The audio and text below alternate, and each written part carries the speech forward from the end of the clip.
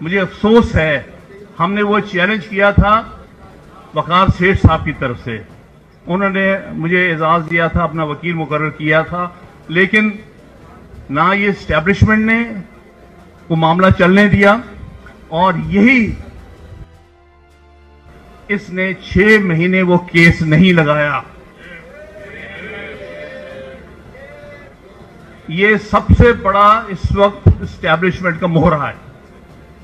जो भी sensitive case होगा वो गायब हो जाएगा, 2-2 साल नहीं लगेगा।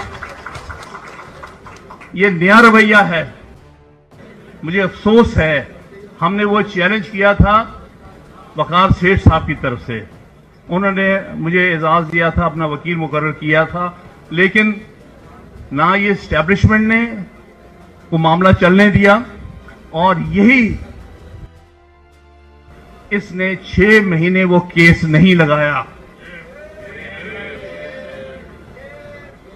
ये सबसे बड़ा इस वक्त एस्टेब्लिशमेंट का मोहरा है। जो भी सेंसिटिव केस होगा वो गायब हो जाएगा, 2-2 साल नहीं लगेगा। ये नया रवैया है।